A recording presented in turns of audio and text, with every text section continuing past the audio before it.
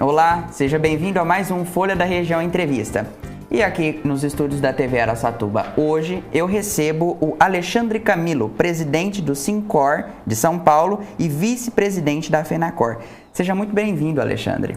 Muito obrigado, agradeço em meu nome, em nome de todos os corretores de seguros do estado de São Paulo e da região aqui, pela oportunidade que você nos dá em falar sobre a nossa profissão e a nossa atuação junto ao consumidor. Muito obrigado e boa tarde a todos os espectadores.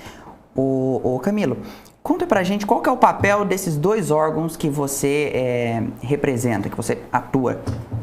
Bom, eu estou à frente do Sincor São Paulo, o Sindicato dos Corretores de Seguros no estado de São Paulo, que é um sindicato patronal, portanto um sindicato composto por empresários do setor da corretagem de seguros, líderes por essência, né?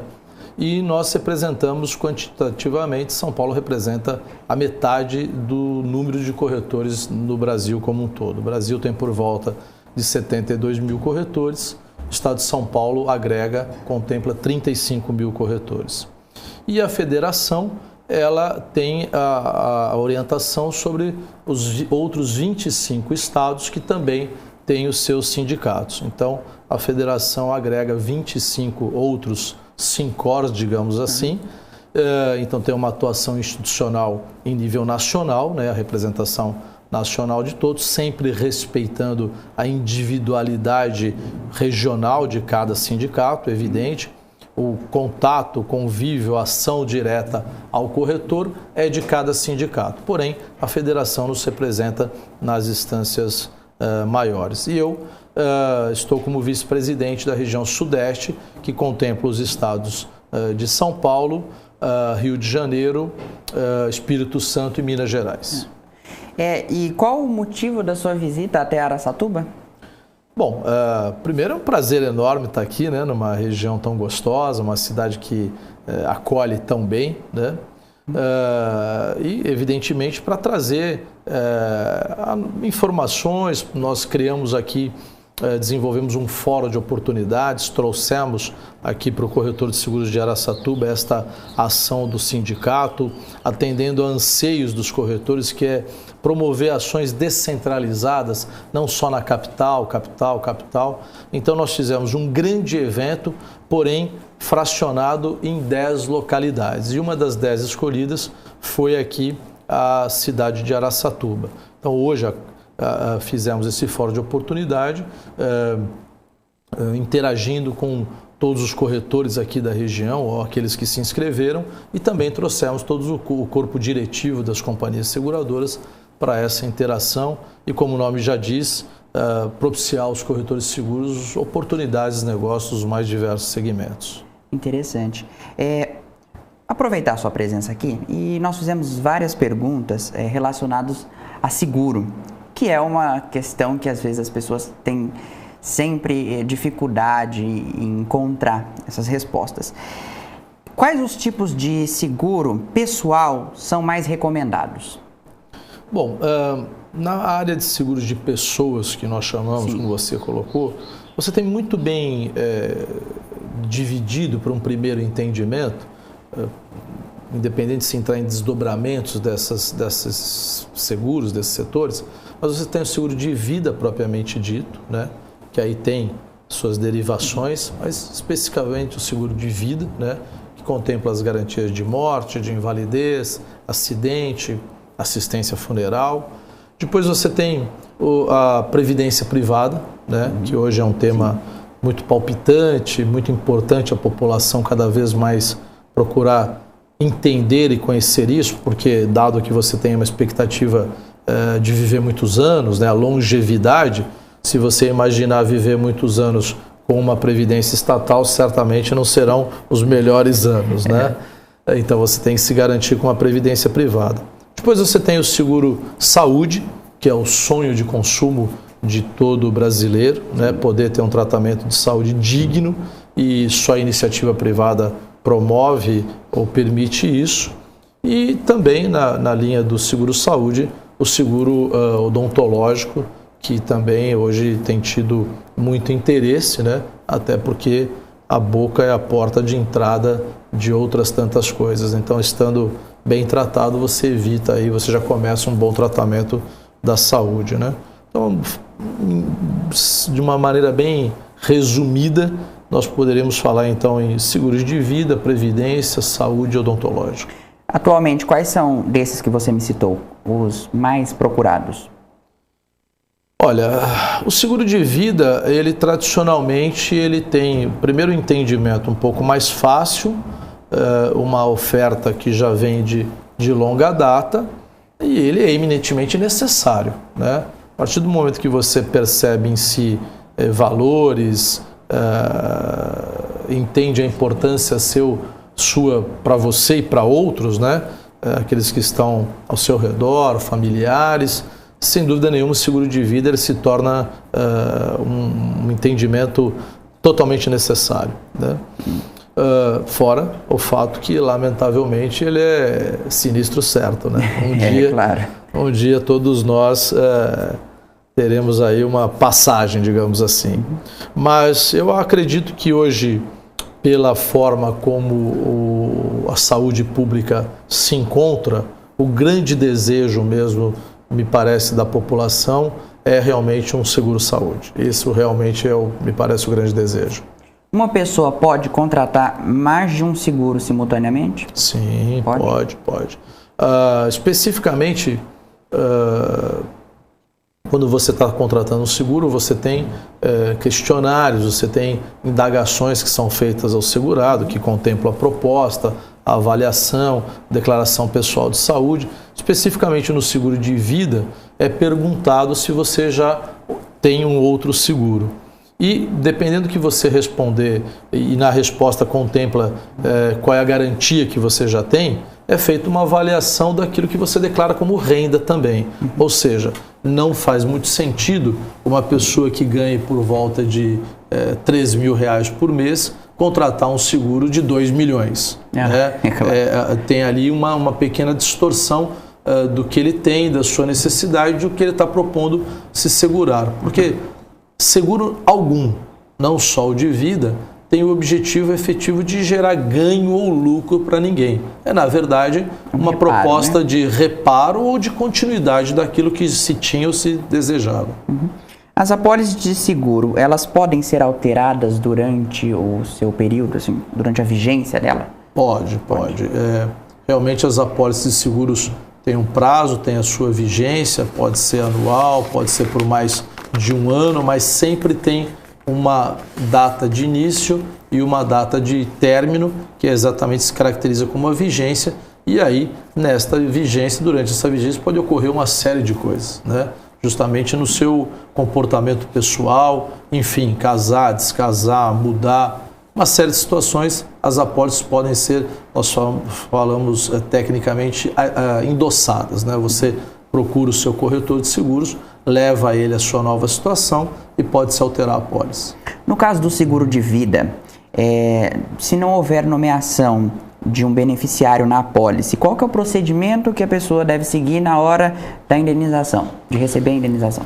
Cumpre o rito legal, né? O mesmo regramento de herdeiros que contempla a orientação legal. Então, nós sempre buscamos na contratação a identificação do beneficiário, né?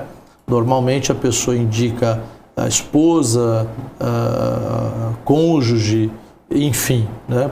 E também indica às vezes filhos, um percentual para a esposa e cônjuge, um percentual para filhos. Se essa identificação não for feita, correrá, como eu já falei, o procedimento legal, se a pessoa é casada, se a pessoa tem filhos, né?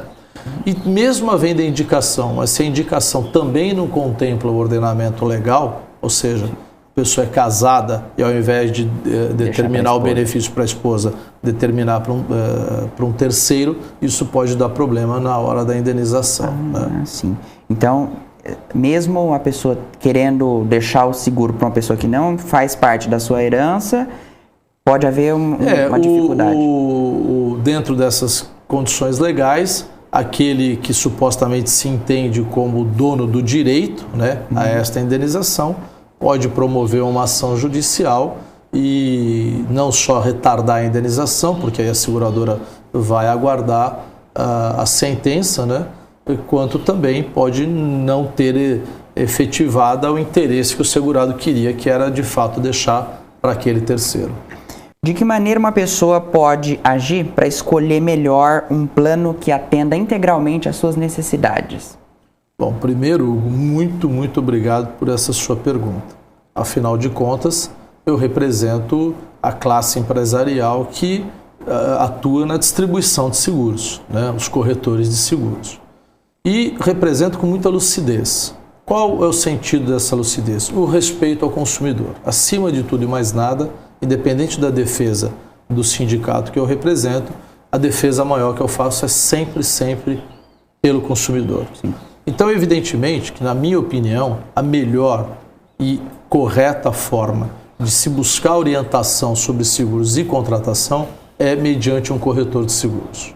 Este é o profissional realmente apto, qualificado e comprometido nesta busca do melhor atendimento ao consumidor, levando em consideração que seguro, ele no ato da contratação, ele é um bem intangível. É diferente de algo que você compra e quando entrega não veio a cor que você queria, o tamanho não era apropriado ou não ficou bom e você vai e troca. Seguro, o ato da entrega é quando ocorreu o sinistro, portanto não dá para se voltar mais nada atrás, né? E é lamentável para nós que militamos na área ver a frustração de alguém, de um segurado, diante de uma recusa de um seguro mal contratado. Agora, se o segurado, independente disso, quiser algum outro meio, alguma outra forma que eu não recomendo, que fique atento às condições contratuais, né? Seguro hoje tem uma certa derivação em algumas situações negociais que acaba se colocando o seguro, que é lamentável isso, porque fere a instituição segura, ou seja, embute-se seguro em alguns outros produtos, a famosa venda casada, né? Ou uma negociação de banco, né? Então, diante daquela reciprocidade, vai um seguro junto. E muitas pessoas, natural, né? Muitas pessoas contribuem, especialmente o seguro de vida, vem a óbito e a indenização não é buscada por ninguém. Ou tem uma decepção, acho que comprou uma coisa e na hora do vamos ver é outra. Então, consumidor, busque sempre um corretor de seguros ou busque meramente uma orientação com o corretor de seguros, que eu tenho certeza que qualquer corretor de seguros terá muita satisfação em te orientar, independente até de você fazer o negócio com ele ou não, porque esse é um compromisso do corretor de seguros. E como eu ou os telespectadores de casa identificamos um corretor registrado, posso dizer assim? Mais uma vez, ótima pergunta. O corretor de seguros realmente, para poder atuar, ele tem que ter uma habilitação, uma certificação e uma habilitação. Fazer um curso na Escola Nacional de Seguros e depois, uma vez aprovado nesse curso, se habilitar junto ao nosso órgão regulador, que é a SUSEP, Superintendência de Seguros Privados. Então, você, consumidor, pode ir no site da SUSEP buscar ali informações sobre esse corretor, se esta pessoa, se Alexandre Camilo de fato é um corretor habilitado, ou mesmo no site do Sincor São Paulo, que é sincorsp.org.br.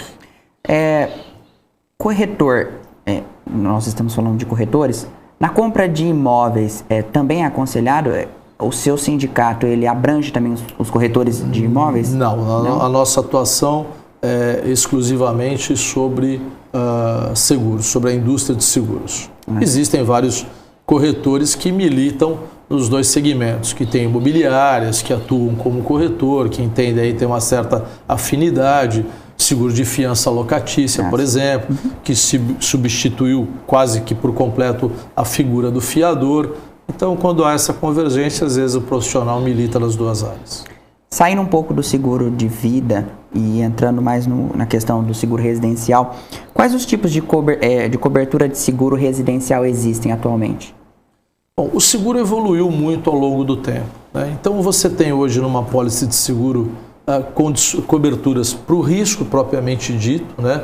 Então num seguro residencial você tem coberturas de incêndio, né? Que é o primeiro objetivo, a gente chama como cobertura básica, inclusive, que garante tanto o imóvel, a edificação, quanto o conteúdo. móveis, máquinas, utensílios, né? Eletroeletrônicos, certo? Hoje o seguro é muito acessível, muito simples a contratação. Então você atribui uma verba, por hipótese, R$500 mil, subentende-se que esta verba já garante as duas coisas, tanto o imóvel quanto o conteúdo, a menos que você queira identificar uma separação. Além disso, nesta evolução, o seguro hoje contempla outras coberturas que são muito corriqueiras. Não há necessidade mais de uma catástrofe para você usar uma apólice de seguro. Hoje você tem cobertura de dano elétrico. Imagine o quanto uma residência hoje tem de equipamentos eletroeletrônicos. Muitos. Essas variações de voltagem, nem a nossa rede elétrica está preparada e por vezes nem as casas. Então é comum, é natural ter um dano elétrico e o seguro prevê isso. Quebra de vidro, vendaval, roubo. Então são coberturas que hoje têm uma suscetibilidade muito maior. E além disso, nesta mesma evolução, o que é muito bacana são as assistências 24 horas. Hoje você contrata uma apólice de seguro residencial, ela lhe permite contratar assistências 24 horas, que nesse dinamismo de vida que a gente tem hoje em dia, essa correria de vida hoje, você às vezes não tem tempo para tocar uma lâmpada na tua casa, né? Quantos de nós entram no banco, putz, trocar essa lâmpada e não troca, né? Então hoje uma seguradora pode promover a troca da lâmpada para você, a um custo ínfimo, né? Uma apólice de seguro hoje, como eu falei, de R$500 mil, bem contratada, com boas coberturas, com uma assistência 24 horas ampla, é um seguro de R$500 por ano, R$600 por ano, está muito acessível, muito barato. A gente ouve sempre falar sobre risco coberto e risco excluído. O que quer dizer isso no âmbito de seguros? Então, quando você contrata uma apólice de seguro, deveria começar a análise pelo risco excluído, né?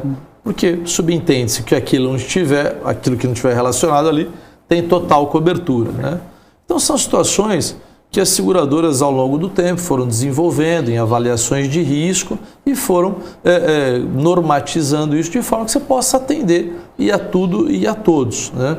Então os riscos excluídos são aquilo que efetivamente o seguro não dará amparo. E é muito importante o consumidor ter ciência do que de fato são os riscos excluídos. E aí, mais uma vez, é a importância do corretor de seguros em apontar estes riscos excluídos para a pessoa não ter uma decepção futura, né? E o que é que naturalmente está nesses riscos excluídos? O que geralmente se encontra? Depende muito do tipo de seguro que se contratou. Mas como nós estamos falando de seguro residencial, por exemplo, uma situação muito comum é o furto simples. Você contrata a cobertura de roubo para o seu seguro e ela, na verdade, só dará amparo se você tiver o roubo propriamente dito. Então, a diferença entre o que é roubo e furto. O roubo propriamente dito, ele se caracteriza pela presença de quem está praticando o ato, né? Mediante violência, extorsão, arma de fogo ou arma branca. Então este é o roubo propriamente dito. Então quando você para o seu carro na rua, volta e não o encontra, aquilo não é roubo, aquilo é furto.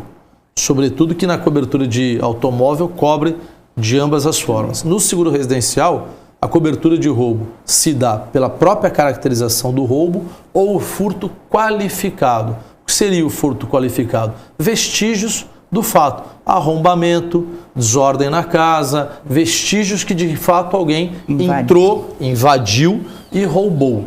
Quando há o furto simples, ou seja, quando o segurado vai à seguradora e pleiteia, olha, eu fui furtado, normalmente falam roubado, como? Sumiu.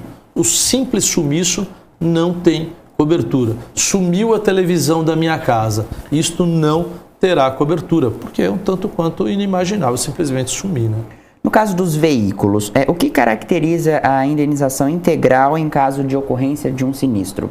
Bom, diante de roubo ou furto e não se encontrar o veículo depois, né? Hoje em dia a indenização é muito rápida pelos próprios meios legais, os DETRANs, isso está muito ágil. Hoje um veículo que não estiver alienado, que não tiver a questão de você quitar o financiamento, a baixa do gravame, em praticamente uma semana, em 5 dias úteis, você recebe a indenização de um veículo que foi furto de roubo ou furto, né? Então, procure o corretor, entrega os documentos, que são documentos comuns, como se você estivesse vendendo o veículo, e em uma semana você está com o dinheiro na conta. E se o veículo for encontrado depois, se caracteriza como salvado e fica, então, pertencente à companhia seguradora, aí vai a leilão e tudo mais.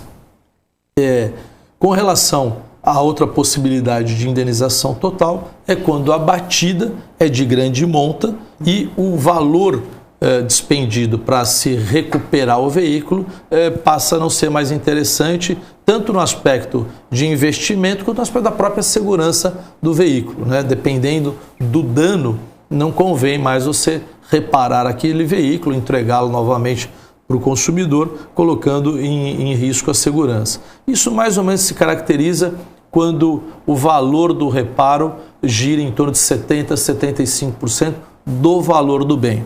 Traduzindo em números, se você tem um veículo que valha 50 mil reais, se para repará-lo ficar em torno de 30 a 35 mil reais, a seguradora então promove a indenização total e fica também com o salvado. Nesse momento de crise que o Brasil passa, é aconselhável fazer seguro? Porque é um compromisso que a pessoa vai ter de pagar mensalmente uma parcela. Estávamos discutindo justamente isto hoje. Talvez, se pensar numa expansão, fica um pouco difícil por toda essa diversidade econômica e política que a gente tem passado. Mas mais do que nunca, o seguro é importante pela preservação daquilo que se tem, né?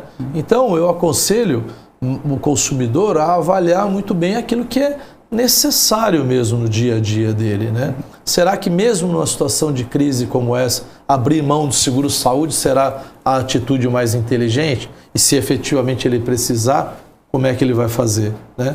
Então, eu acho que a avaliação, nessa redefinição de planejamento familiar ou mesmo empresarial, eu entendo que o seguro deve ser o último a ser relegado a um segundo plano e que dirá, então, não ser contratado. Talvez a pessoa tenha em casa 5, 4 carros, talvez um mais velhinho pode ter uma cobertura modificada, não uma cobertura total, mas pelo menos uma cobertura contra terceiro, porque uma coisa é você se entender com você mesmo, outra coisa é você bater uma Mercedes e não ter seguro e o cara ficar te cobrando, né?